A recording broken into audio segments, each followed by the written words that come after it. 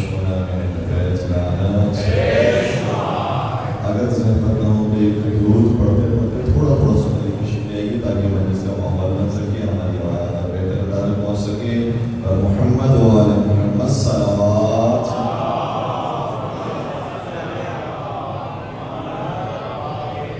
انشاءاللہ تھوڑی تھوڑی سی اور ضرور کیجیے گا انشاءاللہ. یہاں ایک قدم آنے کے سلسلے میں پروردگار جنت میں 100 قدم آپ کو آگے فرمائے گا. تھوڑا تھوڑا سا ایک سوال آپ کو آگے تشریف لے آئیے گا.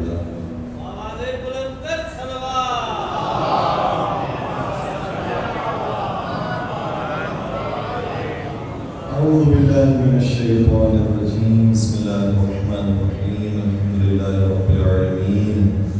الحمد لله الذي هو الأول والآخر والظاهر والباطن وله الملك وله الحمد يحيي ويميت ويحيي وهو حي لا يموت بيده الخير وهو على كل شيء قدير.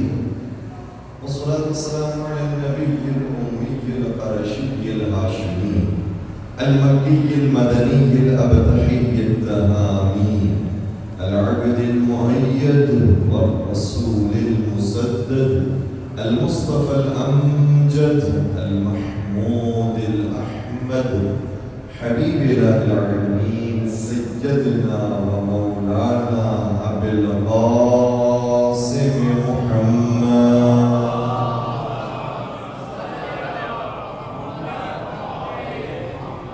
وعلى حبيب الطيبين الطاهرين المعصومين المظلومين الذين ذهب الله عنهم الرجس وطهرهم تطهيرا.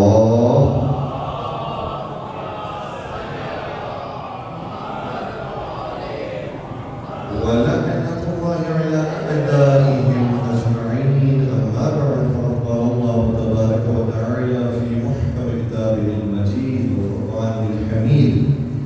بسم الله الرحمن الرحيم. وقال الرسول يا ربي إن قوم اتخذوا هذا القرآن مهجورا.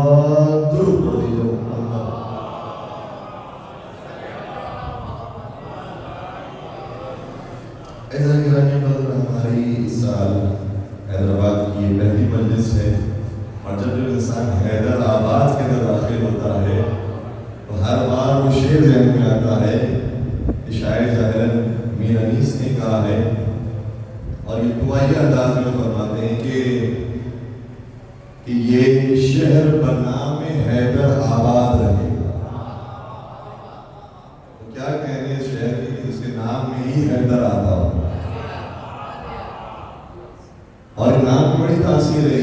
یہی نام تو وہ ہے کہ جو بعض ممالک کو پسند نہیں آتا, نام حیدر رکھنے والوں کو, نام عباس رکھنے والوں کو وہ ڈیپورٹ کر رہے ہیں. تو وہ اور ہیں کہ جو اپنے یہاں سے حیدر کو نکال رہے ہیں. ہم نے جو شہر کا نام یہ حیدر کے نام, اور انسانوں کو تو ڈیپورٹ کیا جا سکتا ہے, کسی شہر کو ڈیپورٹ نہیں کیا جا سکتا. ٹھیک ہے, تو پورا شہر ہی حیدر کے نام پر ہے, حیدر آباد. انشاءاللہ یہ شہر کا نام ہے حیدر, ہمیشہ خدا آباد ہے. جس آئے کہ میں اختلاف میں شباز کیا, چونکہ 2 روزہ گفتگو ہے, لہذا تسلسل کے ساتھ بات ہوگی. وہ آیت سے سورۃ فرقان کی, اور اس ماحول کو قرآن نے بیان کیا ہے کہ قیامت کے میدان میں حضور کیا فرمائیں گے. یہ واحد کتاب ایسی ہے قرآن جو صرف ماضی کے قصے نہیں سناتی, وہ ماضی کے واقعات بھی بیان کرتی ہے, حال بھی بتاتی ہے, اور مستقبل میں کون سا واقعہ پیش آنے والا ہوتا ہے یہ بھی بتاتی ہے. یہ واحد کتاب ایسی ہے جیسے ماضی کو بتاتی ہے ویسے مستقبل کو بتاتی ہے. اور اگر قرآن نے ماضی کے بارے میں کبھی کوئی غلط بیانی سے کام نہیں لیا تو یاد رکھو جو مستقبل کے بارے میں باتیں بیان کر رہا ہے قرآن وہ بھی ہوگی. کون سا واقعہ پیش آنے والا ہے قرآن نے کہہ رہا ہے وقال الرسول, قیامت میں محشر میں حضور یہ فرمائیں گے یا رب ان قوم اتخذوا هذا القرآن مهجورا. اور اس کا ظاہری ترجمہ ہے, ترجمہ یہی ہے کہ پروردگار میری قوم نے امت نے اس قرآن کو مہجور کر دیا. مہجور کا سارا ترجمہ یہ ہے کہ اس کو چھوڑ دیا, اس کو رہا کر دیا, اس سے دور ہو گئے, اس سے اپنا تعلق توڑ دیا. یہ حضور شکایت فرمائیں گے میں اپنے میدان. تو پہلی بات تو یہ کہ ہم اپنے گروہان کو جھانکیں کہ ہم کتنا قرآن سے قریب ہیں, اور پھر دنیا تک یہ بھی محسوس کرنے کی کوشش کریں کہ قرآن وہ کتاب ہے جو اللہ کی کتاب ہے. تم اللہ کے بندے ہو. کیسے ہو سکتا ہے کہ اللہ کے بندے ہونے کے باوجود اللہ کا کلام نہ پڑھو؟ اللہ کا کلام پڑھنا ضروری ہے. اور دیکھیں, کلام پڑھنے کا یہ مطلب نہیں ہے کہ کلام رٹ کر حافظ بن جاؤ.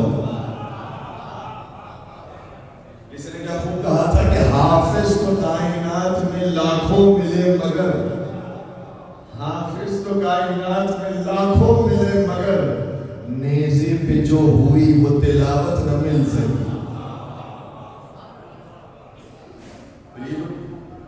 تو یہ جو روایت پیش کی جاتی ہے اور یہ متفق علیہ ہے, سبھی اس کو مانتے ہیں کہ حضور نے فرمایا تھا کہ میں تمہارے درمیان دو چیزیں چھوڑ کر رہا تھا. ایک میرے اہل بیت سے, ایک اللہ کی کتاب ہے. یہ دونوں کبھی بھی دوسرے سے جدا نہیں ہوں گے, یہ دونوں جدا نہیں ہوں گے, لیکن ہو سکتا ہے کہ تم ان میں سے کسی ایک سے جدا ہو جاؤ.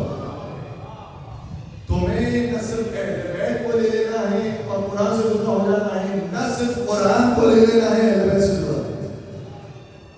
تمہیں ان دونوں کو تھامنا ہے. ان دونوں کو تھام لیا, یہ تمہیں کبھی بھی رسول سے جدا ہونے نہیں دیں گے, اور یہ دونوں آپس میں ملے رہیں گے یہاں تک کہ تمہیں حوض کوثر میرے پاس لے کر آئے. تو ان دونوں سے وابستگی بہت ضروری ہے. انہیں بعد میں کس چیز کا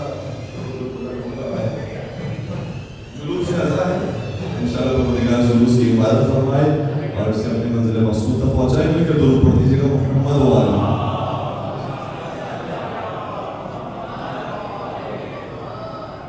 دونوں چیزوں سے وابستہ ہونے کا حکم ہے, اہل بیت سے بھی قرآن سے بھی. اور رسول خدا نے کتنی خوبصورت بات بیان کی, کہا کہ کبھی یہ دونوں آپس میں جدا نہیں ہوں گے. یہ دونوں جدا نہیں ہوں گے کا مطلب کیا ہے؟ مطلب ہمیں بہت سارے روایات میں ملتا ہے. کبھی نبی نے فرمایا علی مع القرآن والقرآن مع علی. علی ہمیشہ قرآن کے ساتھ, قرآن ہمیشہ علی کے ساتھ ہے. کیا مطلب؟ علی کے پاس آؤ گے علی تمہیں قرآن تک لے کر جائیں گے, قرآن کے پاس آؤ گے قرآن تمہیں علی کے پاس.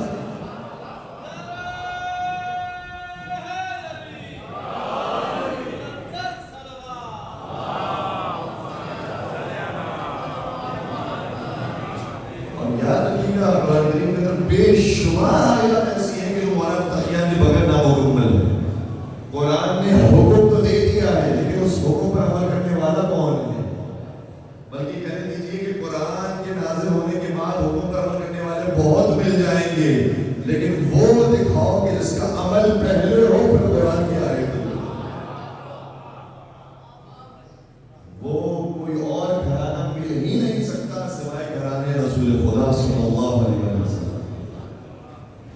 کہ آپ پہلے یتیموں کو کھانا کھلاتے, پہلے مسکینوں کو کھانا کھلاتے, پہلے اسیر کو کھانا کھلاتے. جب یہ عمل ہو جاتا ہے تو پھر قرآن آیت بنا کر پیش کرتا ہے وَيُطْعِمُونَ الطَّعَامَ عَلَىٰ حُبِّهِ مِسْكِينًا وَيَتِيمًا وَأَسِيرًا. کچھ ایسے بھی اللہ کے نیک بندے ہیں جو اس کی محبت میں یتیم, مسکین اور اسیر کو کھانا کھلاتے. اچھا, اس آیت کے دو ترجمے کیے گئے ہیں, اگر میرے ساتھ ساتھ تھوڑی سی مسلمان میں کچھ کریں. دیکھیں, اس آیت میں کہا گیا کہ وَيُطْعِمُونَ الطَّعَامَ عَلَىٰ حُبِّهِ, یہ کھانا کھلاتے اس کی محبت میں. پھر دوبارہ سے اگلی آیت میں کہا إِنَّمَا نُطْعِمُكُمْ لِوَجْهِ اللَّهِ, یہ جو کھانا کھلا رہے ہیں اللہ کی محبت ہے. تو دو مرتبہ یہ بات کہنے کی ضرورت کیا تھی؟ قرآن کریم عام طور پر تکرار بہت کم کرتا ہے, سوائے کی کوئی ضرورت نہیں, ورنہ تکرار نہیں کی جاتی کسی بات سے. اس لیے جو پہلی آیت ہے اس کا ترجمہ بعض لوگوں نے تو یہ کیا ہے کہ یہ اللہ کی محبت میں کھلانے والے ہیں, لیکن بعض اس کا دوسرا لطیف ترجمہ کیا. کہتے ہیں یہاں پر یہ نہیں کہا جا رہا کہ اللہ کی محبت میں انہوں نے کھلایا ہے. وَيُطْعِمُونَ الطَّعَامَ, انہوں نے کھانا طعام کھلایا ہے. کس کی محبت میں؟ طعام کی محبت ہونے ہونے کے باوجود، کھانے کی ضرورت ہونے کے باوجود، خود اس کی مستحق ہونے کے باوجود اور خود اس کی ضرورت ہونے کے باوجود اپنی ضرورت بھول جاتے ہیں دوسروں کو کھانا کھلانا۔ اس لیے کسی نے کہا تھا کہ سخی وہی ہے جو سائل سے رد کو قدر نہ کرے، کرے سوال تو کوئی اس کو رد نہ کرے، میں تیرا اعتراض کیسے مان لوں باعث علی علی ہی نہیں اگر مدد نہ کرے۔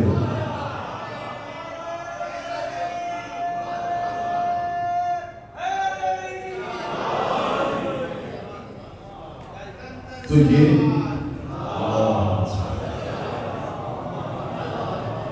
ماشاءاللہ آپ نے اتنی خوبصورتی سے بات سنی ہے کہ دل جاتا ہے ایک بار جو آپ نے سنا دیا، لیکن وہ اہل بیت ہیں کہ جو ضرورت ہونے کے باوجود دنیا والوں کو کھلانے والے ہیں، اور کچھ ایسے ہیں جو قرآن کو اپنے مقصد میں صرف استعمال کرتے ہیں۔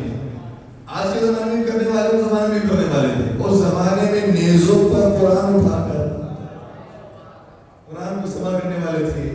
آج آپ نے دیکھا ہوگا بسا اوقات اب ہو سکتا ہے کہ لوگ نادانی کی طرف کام کر جاتے ہوں، یا ہو سکتا ہے کہ کم علمی کی طرف کام کر جاتے ہوں، لیکن بہرحال اس کام کی طرف توجہ ہونی چاہیے۔ جب کوئی عام طور پر دکان کھولتا ہے تو دکان کے اوپر ایک بڑی سی تختی لگاتا ہے، ھذا من فضل ربی، یہ میرے رب کا فضل ہے۔ عجیب بات یہ ہے کہ اسی آیت کے فوراً بعد جو پیغام دیا گیا ہے وہ بڑا عجیب ہے۔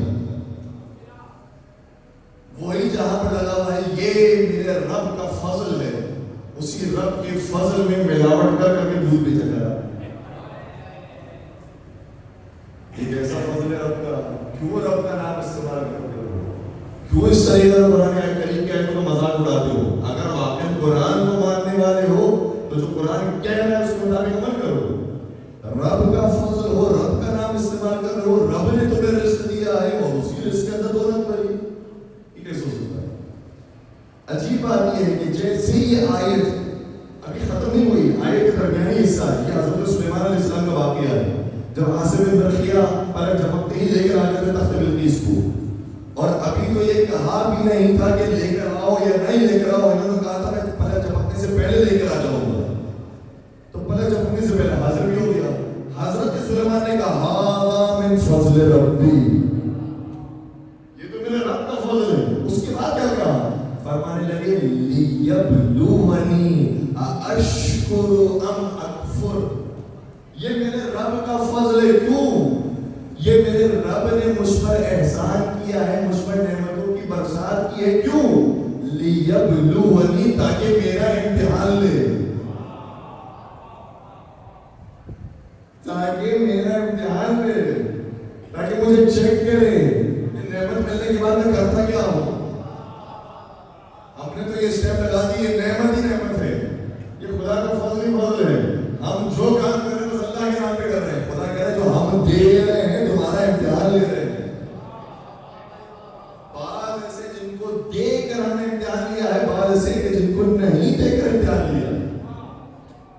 اور پھر خدا نے سلیمان ہی فرما رہے ہیں مجھے معلوم ہے کہ جو مجھے نعمت ملی ہے یہ پروردگار تو میرا امتحان لینا چاہ رہا ہے، اور امتحان کے بعد تو کیا چیک کرے گا؟ اشکرو ام اکفر، تو یہ چیک کرے گا کہ یہ نعمت ملنے کے بعد میں تیرا شکر گزار بنتا ہوں یا تیرا منکر بن جاتا۔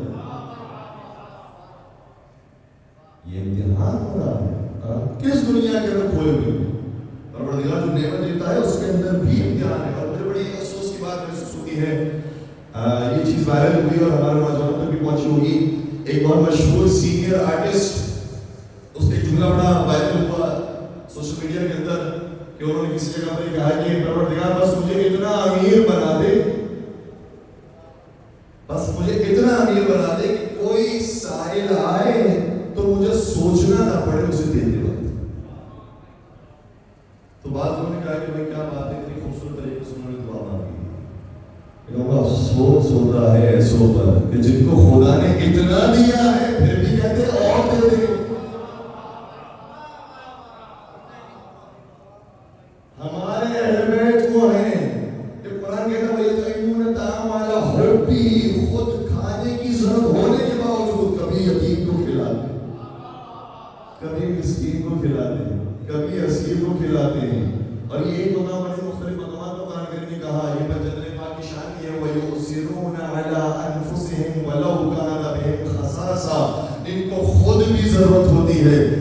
اپنی ضرورت کو بھول جاتے ہیں دنیا کو کھلانے والے.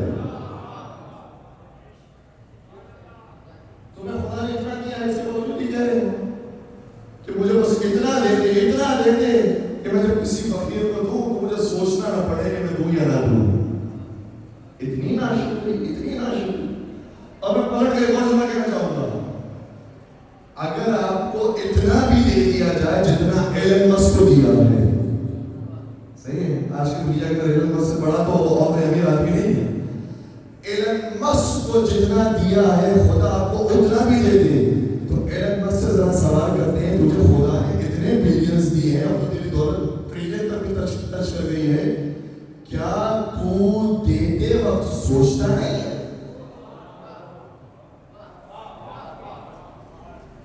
کیا تو خرچ کرتے سوچتا نہیں ہے؟ تو نے بہت سارے چیریٹی کے کام شروع کر دیے ہوں گے، تو نے بہت ساری این جی اوز کھولی ہوگی، لیکن کیا تیری نظروں کے سامنے فلسطین کے بچے نہیں ہیں؟ کیا تیری نظروں کے سامنے افریقہ کے فقیر اور غریب عوام نہیں ہیں؟ یہ سب تیری نظروں کے سامنے ہیں. لیکن خدا سے یہ نہ مانگو کہ خدا مجھے اتنا مال دے دے کہ سوچنے کی ضرورت نہ پڑے، یہ مانگو کہ خدا مجھے ایسا دل دے دے، مجھے اتنا جگر دے دے، مجھ میں اتنی طاقت دے دے، مجھ میں اتنا حوصلہ دے دے کہ مجھے یقین ہو کہ میں جو یہاں دے رہا ہوں وہ وہاں محفوظ ہوتا جا رہا. مل کے لوگ پڑھتے جگہ محمد ہوا.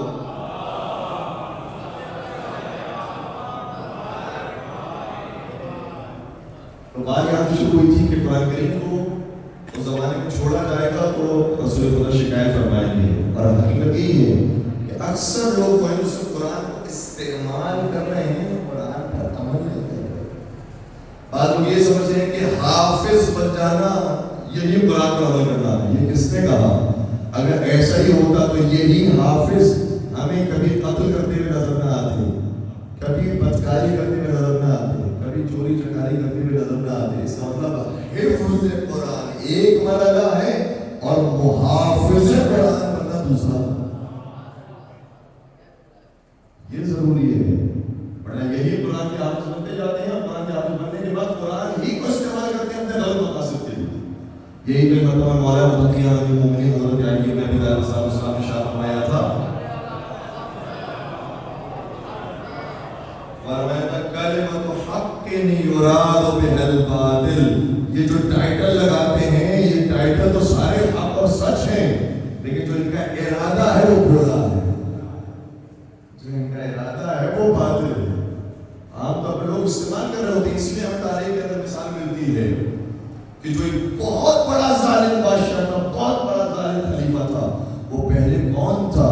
وہ صرف حافظ قرآن نہیں، اتنا بڑا حافظ تھا، اتنی دیر مسجد میں بیٹھا رہتا تھا کہ اس کو دنیا والے کہتے تھے یہ حمامۃ المسجد ہے، یہ مسجد کا کبوتر ہے.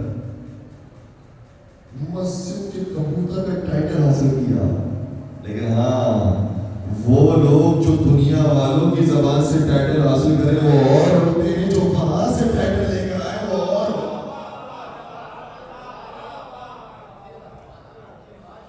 دنیا والے اگر تمہیں امیر المومنین بھی کہتے تو کوئی اوقات نہیں ہے. سوال یہ کہ خدا نے تمہیں مومنوں کا امیر بنایا یا نہیں بنایا؟ دنیا والے خلیفۃ المسلمین کہتے کوئی اوقات نہیں ہے. نبی نے تمہیں خلیفہ بنایا ہے. اس لیے بعض لوگ القابات پا لیتے ہیں، ٹائٹل حاصل کر لیتے ہیں، دنیا والوں کے زمانے میں ٹائٹل حاصل کرتے ہیں. دنیا والوں کو نہ تمہارے ماضی کا پتہ ہے نہ تمہارے مستقبل کا پتہ ہے. لقب تو وہ دے جو تمہارے ماضی کو بھی جانتا ہو، تمہارے مستقبل کو بھی جانتا ہو. تو مولا متقیان میں جو لقب ہے ناطق قرآن، وارث قرآن وہ اور جو دنیا والوں کی زبان سے جملے لیتے ہیں حمام المسجد وہ اور ہے. یہ حمام المسجد مسجد کے 24 گھنٹے بیٹھے رہتے تھے، قرآن کریم کی تلاوت کرتے رہتے تھے، دعائیں پڑھتے رہتے تھے، نمازیں پڑھتے رہتے تھے، سجدے کرتے رہتے تھے. لیکن ایک دن خبر ملی کہ تمہیں خلیفہ نامزد کر دیا گیا. تو اس کے بعد اس نے یہ کام کیا کہ قرآن جس کی تلاوت کیا کرتے تھے اسی قرآن کو دور رکھا، اور دور رکھنے کے بعد بھی مطمئن نہیں ہوا. تو اس نے اتنا کبھی عمل انجام دیا کہ خود اپنے ہی ہاتھوں میں تیر چھوڑا اور تیر چھوڑ کے قرآن کو مارا اور کہا کہ آدھا فراق بینی و بینک، آج کے دن سے تیرے اور میرے درمیان جدائی ہو گئی. کیوں؟ کیونکہ میں خلیفہ بن گیا. تو معلوم ہوا، جملہ لے کر جائیے گا، تو معلوم ہوا کہ بعض ایسے خلیفہ ہیں جب تک خلیفہ نہیں بنے ہوتے ہیں تو قرآن کے ساتھ ہوتے ہیں، جیسے خلافت مل جاتی ہے قرآن سے جدا ہو جاتے ہیں. اس سے نبی نے یہ نہیں فرمایا کہ خلفاء اور قرآن سے وابستہ رہنا، فرمایا میرے اہل بیت اور قرآن سے وابستہ ہونا. خلفاء تو قرآن سے دور ہو جائیں گے، جو میرے حقیقی جانشین ہوں گے کبھی قرآن سے دور.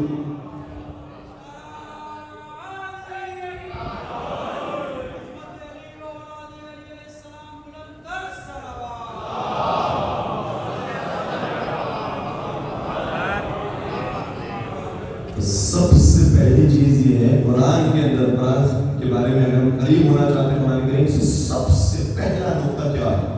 سب سے پہلا نقطہ کہ حفظ کرنا ہے، اور خاص طور پہ اس انداز سے حفظ کرنا کہ کچھ پتہ ہی نہیں کہ پڑھا کیا جا رہا ہے.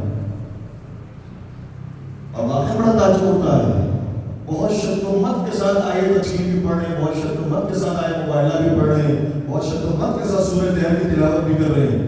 ایک مرتبہ ہم ٹیلی ویژن پر گئے تھے، 21 رمضان کی ٹرانسمیشن تھی، لائیو پروگرام شروع ہونے والا تھا. بالکل لائیو پروگرام کے درمیان میں ہم پہنچے تو آپ کو اندازہ ہے کہ جو رمضان ٹرانسمیشن ہوتی ہے اس کا آغاز عام طور پر تلاوت کلام پاک سے کیا جاتا ہے. تو 21 رمضان کی تاریخ تھی، انہوں نے سوچا کہ کوئی ایسی آیت ہو کہ جو مولانا متقیان کی مناسبت سے ہو تاکہ ہمارے پروگرام کا آغاز اس آیت سے ہو. تو ہم تو پہنچے نہیں اس وقت تک. جو مفتی صاحب تشریف لائے تھے ان سے انہوں نے مشورہ کیا اور سلام کیا اور اس بات کی. کہا کہ مفتی صاحب ہم سورہ طہ کی تلاوت کرنا چاہتے ہیں کیونکہ یہ آیت مولا علی اور ان کے گھرانے کے بارے میں نازل ہوئی. اور نہ صرف یہ کہ یہ آیتیں معصومین کے بارے میں نازل ہوئی ہیں بلکہ جو اس گھر کی کنیز فضہ ہے اس کے بارے میں بھی ہوئی. کچھ ایسے لوگ ہوتے ہیں کہ جو وہاں سے معصوم نہیں بنائے گئے ہیں لیکن معصوم کے ساتھ اتنی اطاعت کی ہے کہ ایسے ہی لگتا ہے کہ جیسے یہ بھی محفوظ ہے. اور جناب فضہ کے بارے میں کیا کہنا، 1 لاکھ یا 1 کروڑ حافظ قرآن بھی اس کنیز فضہ پر، کنیز فاطمہ پر قربان کہ جس سے اپنی ساری زندگی کلام کیا ہے تو قرآن کی آیتوں سے ہی کرا. وہ جناب فضہ سلام علیہ ان کے بارے میں بھی آیت نازل ہوئی ہے. جب جیسے جیسے انسان دوسرے کے قریب ہونا شروع ہوتا ہے، آپ نے دیکھا ہے کہ جگہ پر آگ لگی ہو، کوئلہ اس سے قریب ہونا شروع ہو تو کوئلہ پہلے تک سیاہ ہوتا ہے، اس کا اپنا رنگ سیاہ ہوتا ہے، کالا ہوتا ہے، لیکن جیسے جیسے وہ آگ سے نور سے قریب ہونے لگتا ہے اپنا رنگ چھوڑ دیتا ہے، آگ کا رنگ لے لیتا ہے. لیکن اس کے باوجود آگ آگ رہتی ہے، نور نور رہتا ہے، کوئلہ کوئلہ رہتا ہے. تم کتنا قریب ہو اس سے اتنا رنگ اوپر چڑھتا ہے. تو جناب فضہ کے بارے میں بھی آیت نازل ہوئی ہے. جناب فضہ صلی اللہ کے بارے میں یہ سورہ طہ کی آیت ہے. سوال کے مفتی صاحب سے کہ ہم یہ شروع کرنا چاہ رہے ہیں ٹرانسمیشن، تو یہ آیتیں انتخاب کرتے بہت اچھی آیتیں مولانا علی اور ان کے گھرانے کے بارے میں نازل ہوئی. تو فرمانے لگے کہ نہیں یہ کس نے کہا مولانا علی کے بارے میں نازل ہوئی ہے، اس کے اندر تو بڑا اختلاف ہے. بعض کہتے ہیں کہ ان کے بارے میں، بعض کہتے ہیں ان کے بارے میں، بعض کہتے ہیں کیوں آپ کچھ ایسی آیت انتخاب کرتے جو اختلافی ہے، ایسی آیت کا آپ کو انتخاب کرنے کی ضرورت نہیں. تو انہوں نے مفتی صاحب کے کہنے کے مطابق وہ بھی علم رکھنے والے تھے، ٹھیک ہے، ان کے علم کے اوپر بھروسہ کرتے ہوئے انہوں نے کہا کہ ٹھیک ہو سکتا ہے اختلاف ہوگا، آیت چھوڑ دیتے ہیں، نہیں پڑھی آگے. جب ہم وہاں پر پہنچے تو ہم سے سوال کیا کہ کیا سورہ طہ آپ کے بارے میں بھی اختلاف ہے کہ کسی اور کے بارے میں نازل ہوئی ہے؟ میں نے کہا کہ مفتی صاحب بہت افسوس کی بات ہے، ہماری کتابیں تو آپ چھوڑ دیجیے، ہماری تو کسی بھی کتاب میں آپ کو نہیں ملے گا کہ یہ آیتیں کسی اور کے بارے میں نازل ہوئی ہے. میں آپ کو چیلنج دیتا ہوں، اگر آپ کی اپنی کتاب میں بھی یہ موجود ہو روایت کہ یہ آیتیں کسی اور کے بارے میں نازل ہوئی ہے تو میرے سامنے لے آئیے. اتنی مستند آیت اور اتنی مستند بات اس کو لیکن زبان اور حلق سے پیچھے نہیں ہوتا. سورہ تہر بھی پڑھ لیا لیکن نہیں پتا چلا کہ وہ جو یتیم مسکین اور اسیر کو کھانا کھلانے والا تھا وہ کون تھا. آیت تطہیر پڑھ لی لیکن نہیں پتا چلا کہ وہ کون تھے جن کی طہارت کا اعلان کیا تھا. آیت مباہلہ پڑھ لی لیکن نہیں پتا چلا جو جھوٹوں پر لانا بھیجنے کے لیے گئے تھے وہ تھے کون. یہ تو وجہ ہے اگر پتا چل جاتا کہ کون تھے جو جھوٹوں پر لانا بھیجنے کے لیے گئے تھے تو انہیں ہی صدیق اور صدیقہ مانتے جو مباہلہ میں گئے تھے, کسی اور پہ صدیق اور صدیقہ نہ مانتے.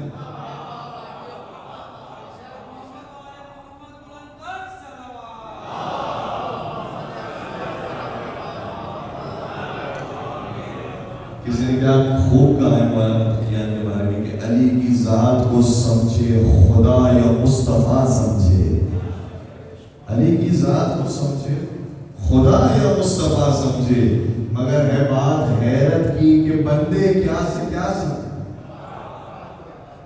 اور اس کیا سے کیا مطلب مجھے نہیں معلوم کہ شاید اس بات خیال نہیں رکھتا, لیکن خود اس کیا سے کیا سمجھے کہ نبی دنیا بعد ایسے بھی مسلمان گزرے ہیں کہ جنہوں نے علی کو بھی مسلمان نہیں مانا. خدا ایسوں کے اسلام کو بھی قبول نہ کرے, قبول ہو ہی نہیں سکتا. اور بعض ایسے کہ جنہوں نے صرف علی کو ولی خدا مانا ہے, مسلمان مانا ہے, خلیفۃ المسلمین مانا ہے, بلکہ مانتے گئے تو نبی اکرم سے بھی اوپر بلکہ خدا کے مقام پر لے جا کر بٹھا دیا. تو شاید کہتا ہے کہ مگر ہے بات حیرت کی کہ بندے کیا سے کیا سمجھے, مگر ہے بات حیرت کی کہ بندے کیا سے کیا سمجھے. پھر کہتا ہے ہزاروں آیتیں نازل ہوئی ہیں شان حیدر میں, نہ اس پر بھی کوئی سمجھے تو پھر اس کو خدا سمجھے.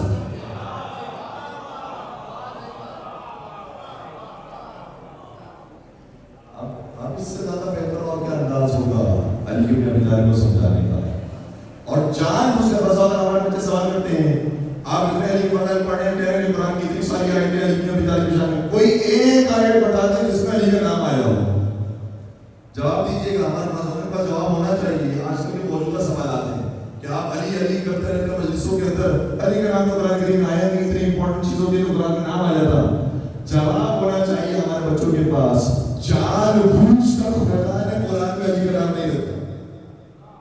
اگر خدا قرآن میں علی کا نام رکھ دیتا نہ جانے کتنوں کی اولاد علی ہو جاتی.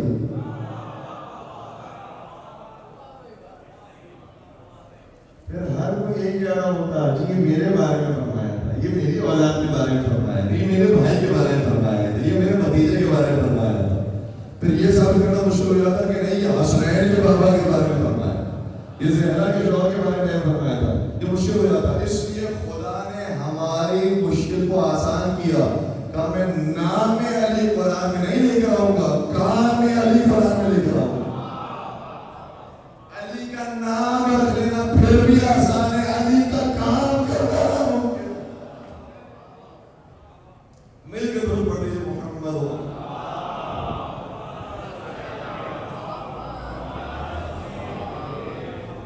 ایک اور سوال پڑھ لیجیے.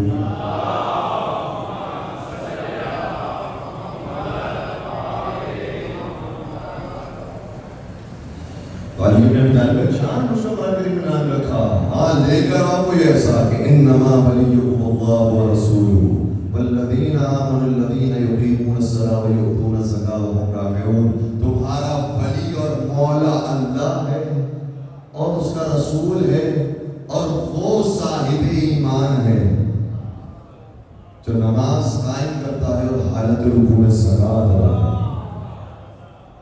چھٹے صدر حضرت امام جعفر صادق علیہ السلام شاہ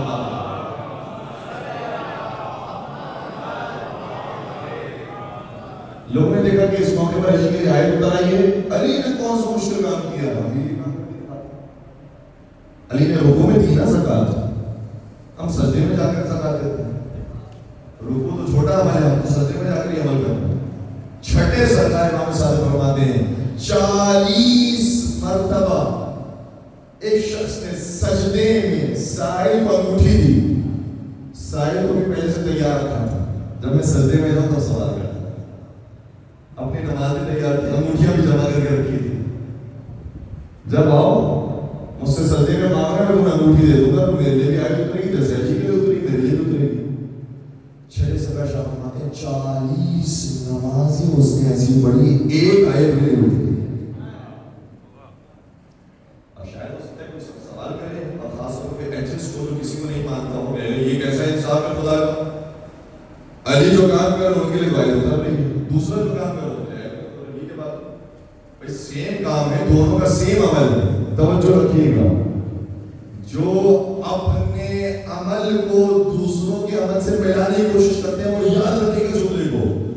ہو سکتا ہے بظاہر کسی کا عمل ویسے ہی ہو جو اس سے بڑے نے انجام دیا ہو, لیکن خدا تمہارے ظاہر کو نہیں دیکھتا, خدا تمہارے باطن کو دیکھتا. علی کی نماز اور تمہاری نماز میں فرق یہ تھا, تم نے 40 بھی پڑھی تو آیت کے لیے پڑھی, تم نے 40 بھی پڑھی تو اپنی تعریف کے لیے پڑھی, تم نے 40 بھی پڑھی تو اپنی شہرت کے لیے پڑھی. علی نے ایک بھی پڑھی ہے تو رضائے پروردگار کے لیے پڑھی. اور کسی نے کیا خوب کہا کہ حیدر کی ہمسری میں جو فیاض بن گئے, ویسے تو غنی تو تھے, فیاض سے غنی تھے مجھے نہیں معلوم. تو حیدر کی ہمسری میں جو فیاض بن گئے, حیدر کی ہمسری کہیں حیدر کی دشمنی میں جو فیاض بن گئے, حیدر کی ہمسری میں جو فیاض بن گئے, ان کی نماز بھی گئی انگشتری کے ساتھ.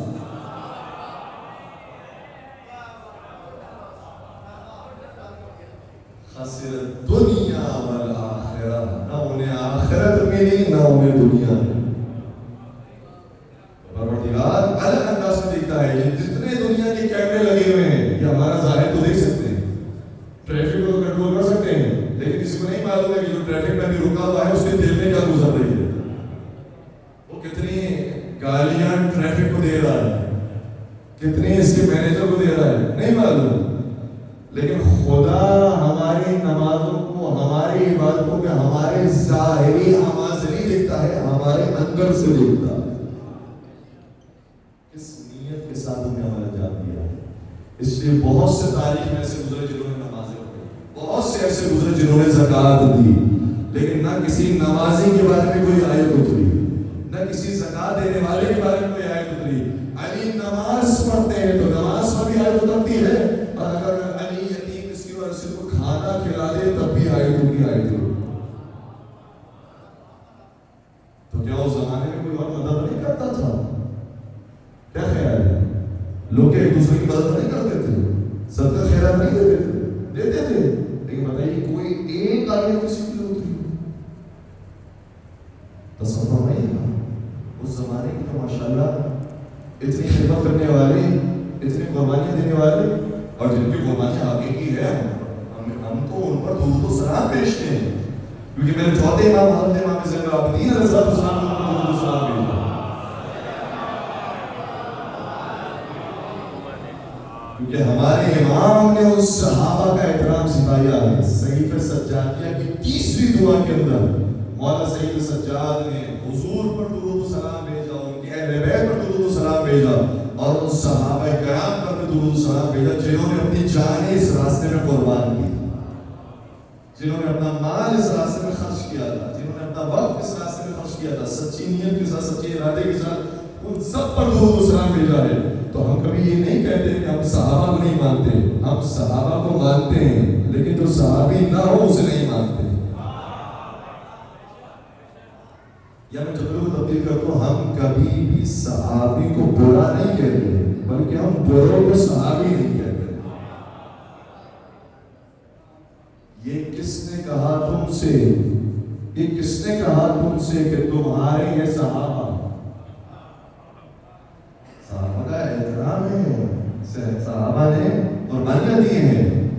حضرت سلمان فارسی ہو, حضرت ابو ذر غفاری ہو, حضرت مقداد ہو, حضرت عمار یاسر ہو، حضرت حذیفہ یمانی ہو، حضرت ابو ایوب انصاری ہو، حضرت عبداللہ بن مسعود ہو، حضرت ابو ایوب انصاری ہو، بہت سے صحابہ ایسے جنہوں نے اپنی جان کا نذرانہ پیش کیا، بہت سے ایسے ہیں جنہوں کے مال خرچ ہو گئے. تو کسی نے کہا خوب کہا کہ یہ کس نے کہا تم سے کہ تمہارے ہیں صحابہ؟ زہرا کے محب ہو تو ہمارے ہیں صحابہ.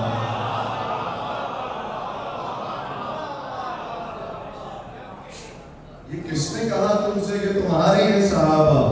زہرا کے محب ہو تو ہمارے ہیں صحابہ. جس نے محمد سے وفا کر کے دکھائی توحید کی نظروں میں وہ سارے ہیں صحابہ.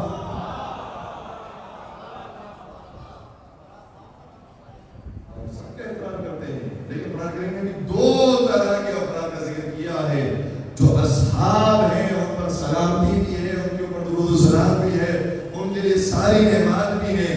لیکن اسی قرآن نے جہاں صحابہ کی تعریف بیان کی ہے، ایک پورا سورۃ منافقین کے نام سے نازل کی.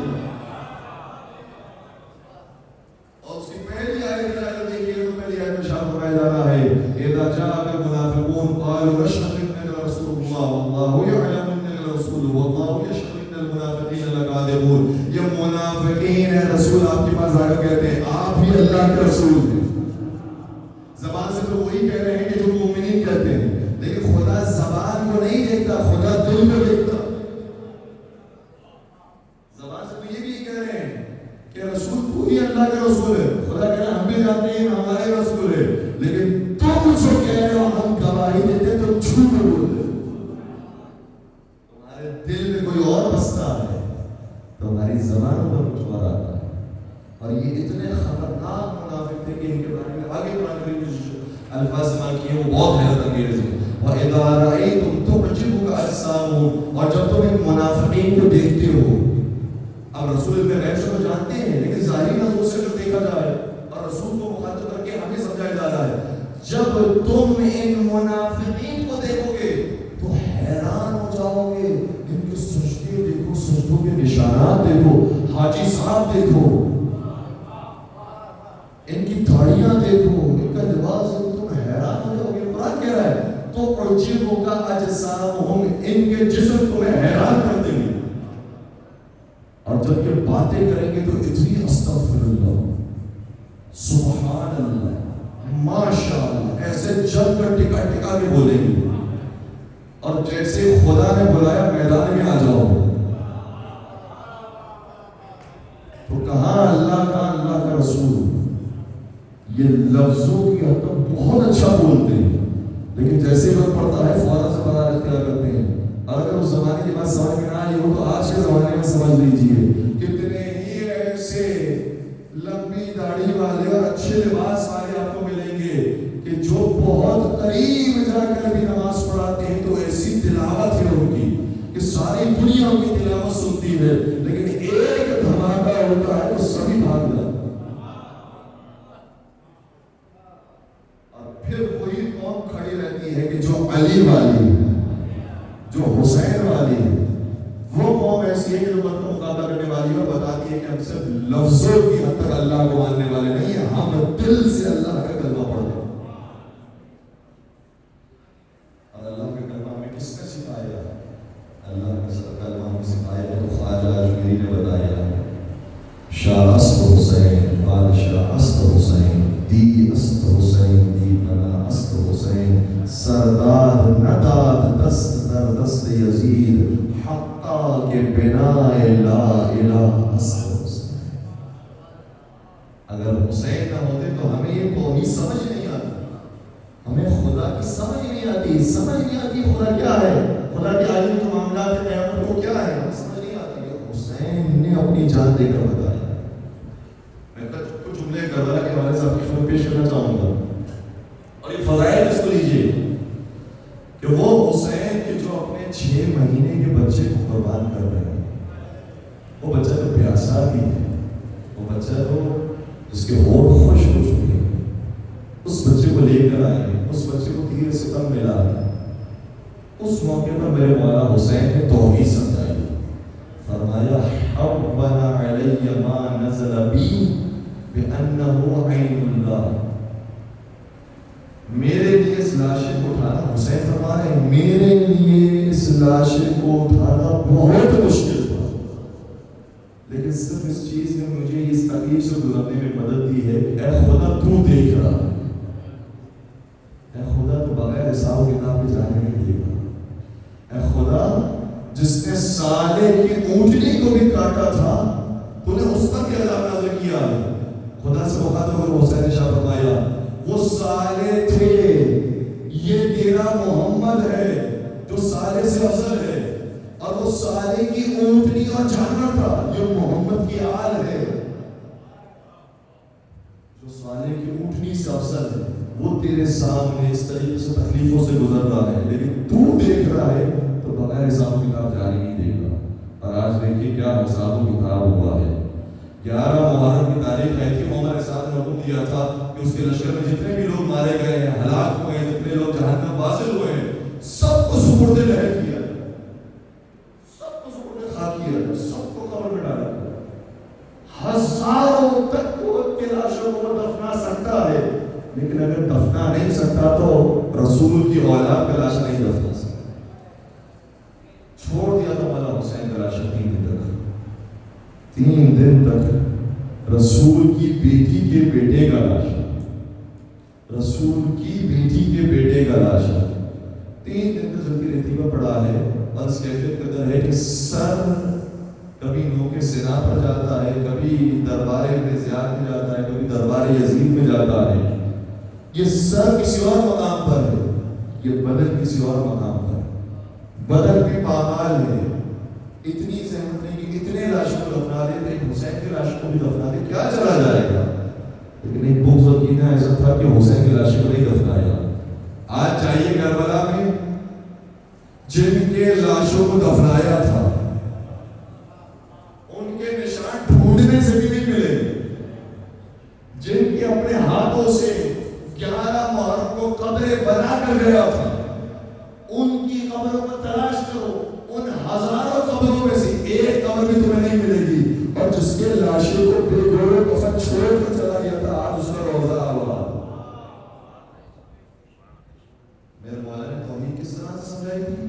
فرمایا کہ جو میں لاشا رکھ رہا ہوں نا خدا دیکھ رہا ہے، خدا میرے ذکر کو اس دنیا میں بھی بلند کرے گا اور آخرت میں تو ہم ہیں ہی جنت کے شہزادے. آخرت بھی ہمارے لیے، دنیا بھی ہمارے لیے ہے. انہوں نے سب کچھ کر لیا، حسین کا نام مٹا دے، حسین کے قبر کا نشان مٹا دے، ساری کوشش کر لی، لیکن اس کے باوجود آج اگر حسین کا نام ہے تو پوری دنیا وہ ہے، صرف شیعہ نہیں، صرف مسلمان نہیں، جتنے انسان ہیں جو باز ضمیر ہیں وہ حسین کے ساتھ ہیں. اور وہ جن کے لاشوں کو دفنایا گیا تھا ان کے قبروں کا نشان بھی نہیں ملتا. کسی نے کیا خوب کہا تھا کہ جہاں میں ہے یہی چرچا حسین زندہ باد، جہاں میں ہے یہی چرچا حسین زندہ باد. ذرے ذرے پہ لکھا، ذرے ذرے پہ لکھا، اب اس سے بڑھ کر شکست یزید کی کیا ہوگی، اب اس سے بڑھ کر شکست یزید کی کیا ہوگی. کہے یزید کا بیٹا کیا انقلاب لائے امام حسین کہ اپنے پڑھتے ہی تھے حسین کا کلمہ، لیکن دشمن کے خاندان میں، دشمن کے شہر میں، دشمن کے دربار میں بھی حسین حسین ہو گیا. اے شریعت الحسین، اے عالم غیر معلمہ، اگر آپ نہ ہوتی تو ہم تک حسین نہ پہنچتا، اگر ہم تک حسین نہ پہنچتا تو صحیح دین نہ پہنچتا. وہ دین جو خلفاء سے ہوتا وہ اب تک آ رہا تھا نا، تو وہ خلیفہ تو شراب نوش تھا، وہ خلیفہ تو نماز کو کفر سمجھتا تھا، اور وہ خلیفہ تو قرآن کا انکاری تھا، وہ خلیفہ تو رسول اللہ کا انکاری تھا. اگر وہ دین ہم تک پہنچا ہوتا تو آج ہم میں سے کوئی بھی مسلمان نہیں ہوتا. اگر وہ دین پہنچا ہوتا آج بنی امیہ کے کلمہ پڑھنے والے ہوتے ہو، اگر وہ دین پہنچا ہوتا، لیکن رسول اللہ کے کلمہ پڑھنے والا کوئی نہیں ہوتا. اے حسین کیا کام کیا ہے، پورے دین کو بچا لیا، رسول کے نام کو بچا لیا، رسول کے کلام کو بچا لیا، رسول کے قرآن کو بچا لیا۔ اے حسین تجھے اپنا سب کچھ دے دیا، تیرا گھرانہ لٹ گیا، تیرے نانا کا نام بچ گیا، تیرے نانا کا دین بچ گیا۔ اب جو ایام ہے شریعت الحسین بیوی کی، اس بیوی کے اوپر بڑے مظالم آئے۔ جنہوں نے شام کی زیارت کی وہ میری بات سمجھیں گے۔ جب انسان جاتا ہے شام کے روزے پر اور بیوی کے مرتب کے قریب جب پہنچنا شروع کرتا ہے، ہاتھ پیر تھرتھرانے لگتے ہیں۔ میں کس سید زادی کے پاس آ گیا، میں کس فاطمہ زادی کے پاس آ گیا ہوں، ہاتھ پیر تھرتھرانے لگتے ہیں۔ اور صرف ذہن میں خیال ہی آتا ہے، کسی ذاکر کی ضرورت نہیں، کسی نواخان کی ضرورت نہیں، خود نام زینب کافی ہے بلانے کے لیے۔ صرف جیسے اس روزے پر پہنچے نا، سارے منظر یاد آ رہے ہیں۔ بی بی جس کا یہ روزہ آباد تھا، یہ روزہ آباد ہے، اسی بیوی کو کبھی دربار ابن زیاد میں لا کر کھڑا کیا، کبھی دربار یزید میں لا کر کھڑا کیا گیا۔ اے بی بی تو نے بڑی مصیبتیں دیکھی ہیں، اور اس بیوی کا نام پڑ گیا۔ یہ بیوی بیوی نہیں، یہ بیوی ہے ام المصائب، یہ مصیبتوں کی ماں ہے۔ اور ان کی مادر گرامی کون تھی؟ مادر گرامی تھی ام ابیہا، وہ باپ کی ماں تھی، یہ مصیبتوں کی ماں۔ اللہ شہزادی کو غصہ پیش کرنا ہے۔ ہم نے 10 دنوں تک حسین اور اولاد حسین کا پرسہ بیوی کی خدمت میں پیش کیا ہے، اور آج بیوی کا پرسہ حسین کی خدمت میں لے کر آئے۔ اے مولا، یہ توفیق خدا نے دی ہے کہ آپ کی بہن کا ذکر کر سکیں، اور یہ ذکر اس لیے کر رہے ہیں تاکہ دنیا والوں تک صحیح دین منتقل ہو جائے۔ آپ کے گھرانے کی قربانیاں کیا ہیں، ورنہ ہم میں کتنی مجال ہے کہ ہم آپ کی خال کا نام بھی لے سکیں، آپ کی بہن کا نام بھی اپنی ناپاک زبان میں لا سکیں، لیکن یہ نام اس لیے لیتے ہیں تاکہ نام زینب کبریٰ باقی رہے، وہ اس نام کو نہ مٹا سکے، ختم کرنے کی کوشش نہ کرے، بس ازادار ہو۔ ایک ذاکر تھا کربلا کے ہمارا امام حسین کے روزے پر دیکھا کہ کس شان کے ساتھ ہمارا حسین کا روزہ آباد ہے، دل میں خیال آیا، اے حسین تو نے کتنی قربانیاں دی تھی، جس کے بعد خدا نے تیرا روزہ ایسا آباد کیا، لیکن مجھے حسین آپ ہی بتائیے، آپ کی قربانیاں زیادہ تھی یا شام والی بیوی کی قربانیاں زیادہ تھی؟ ابھی سوچ رہا تھا کہ میں کیا نتیجہ لوں، حسین کی قربانیاں زیادہ ہیں، زینب کبریٰ کی قربانیاں زیادہ ہیں، حساب کتاب لگانے لگا۔ ہاں، حسین بوڑھا باپ تھا جس نے جوار کی لاشیں کو اٹھایا، حسین بوڑھا بھائی تھا جس نے اپنے ابا جیسے بھائی کے کٹے شانوں کو دیکھا، حسین باپ تھا جس نے اپنے 6 مہینے کے بچے کو قربان کیا، حسین نے بھانجے قربان کیے، حسین نے بھتیجے قربان کیے، حسین نے سارے سفر کی مصیبتیں جھیلی، حسین پیاسا بھی تھا، 12 ضربوں کے ساتھ مارا بھی گیا، سر در بدر کی ٹھوکریں کھاتا رہا۔ حسین تیرے قربانیاں بہت ہیں۔ پھر زینب کبریٰ کی قربانیاں یاد آئی۔ اے بی بی، آپ نے اپنے نانا کا مدینہ چھوڑا، آپ اپنے 2 بچے صدقہ دینے کے لیے لائی تھی، ان بچوں کو ایسے قربان کیا کہ کبھی ماں نے اپنے بچوں کو پھر یاد نہیں کیا۔ یہ زینب کبریٰ وہ جو سارے کاروان کی سپہ سالار بنی، یہ شہزادی وہ تھی جو کبھی کاروان کو دربار ابن زیاد میں لے کر جاتی، کبھی دربار یزید میں لے جاتی۔ یہ دربار میں جانا آسان نہیں تھا۔ اب یہ حساب کتاب لگا رہا ہے، اے حسین آپ کی قربانیاں زیادہ تھی یا آپ کی بہن زینب کبریٰ کی قربانیاں زیادہ تھی؟ ابھی حساب و کتاب لگا رہا تھا کربلا میں۔ میرا تو دل یہ کہتا ہے مولا حسین نے اس کے خیال میں آ کر کہا ہوگا، یہ نہ سمجھنا کہ میری قربانیاں زیادہ ہے، صحیح ہے میں سید الشہداء ضرور ہوں، لیکن میری بہن بھی تو ام المصائب ہے، جتنی مصیبتیں میں نے برداشت کی اس سے زیادہ میری بہن نے برداشت کی۔ کیسے یہ خیال ذہن میں آیا؟ شاید مولا نے ڈالا ہوگا، صحیح ہے میں نے اکبر کا لاشا اٹھایا، میں نے عباس کے شانوں کو دیکھا، میں نے اصغر کے لاشے کو اٹھایا، میں نے اپنا سر دے دیا، ساری مصیبتیں میں نے برداشت کی، لیکن جتنی مصیبتیں میں برداشت کرتا تھا ہر مصیبت میں میرا ساتھ دینے کے لیے زینب ہوتی تھی۔ زینب ہر مصیبت میں ساتھ تھی۔ ساری مصیبتیں جو میں نے دیکھی زینب کبریٰ نے بھی دیکھی، لیکن میری ساری مصیبتیں عصر عاشور ختم ہو گئی، زینب کبریٰ کی مصیبتیں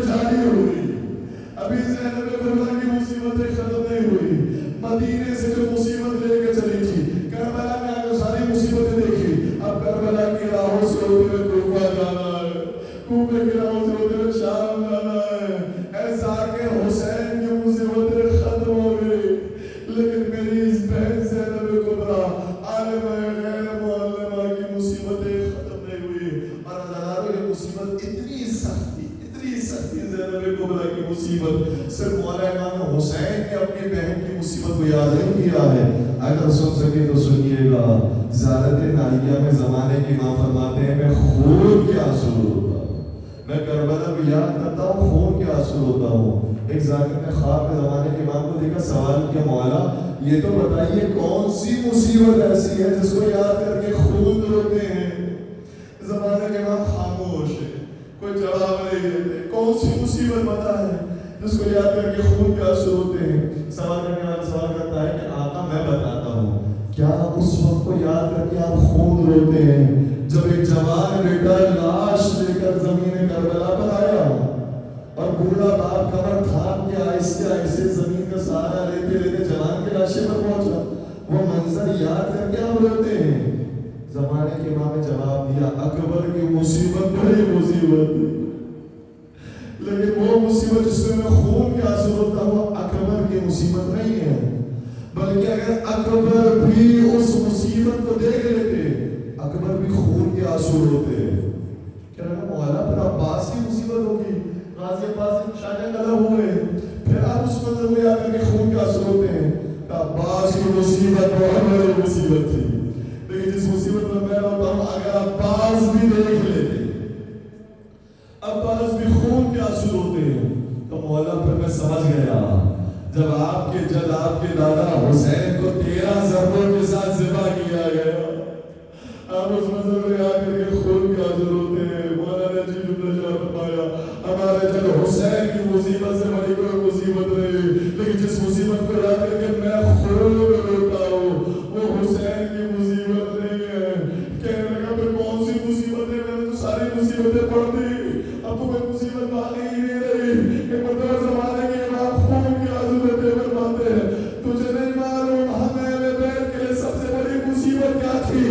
ہمارے لیے مردوں کا شہید ہو جانا بڑی مصیبت ہے, ہمارے لیے ہماری مستورات کا شرابیوں کے دربار میں یا حسین, ہمارے لیے مخدرات عصمت کا وہ بیوی کے جس کے گھر سے پردہ چلا تھا, جس نے دنیا کو پردہ سکھایا, اسے بے پردہ کر کے شرابی کے دربار میں رکھا. الا ولعنۃ اللہ علی القوم الظالمین وسيعلم الذین ظلموا ای منقلب ینقلبون. پانے والے ہمارے ساری اس کو بارگاہ میں قبول فرما. پروردگار گنہگار آپ سے رسول اللہ علیہ وسلم سیدہ کائنات جگہ نصیب فرما. ان آنسو کو سکتے کا ہمیں بار بار کربلا مولا کی زیارت سے مشرف فرما. زیادہ معصومین کی زیادہ نصیب فرما, مقامات مقدسہ کی زیادہ عطا فرما. پروردگار تمام مقامات مقدسہ کی حفاظت فرما. تو فرش اللہ پاک علیہ مومین پروردگار میں خالی ہاتھ واپس نہ لوٹا. پروردگار انہیں بھری ہوئی جھولیوں کے ساتھ گھروں کو واپس لوٹا. پروردگار جو لا علاج مریض میں شفا کامل عاجلہ عطا فرما.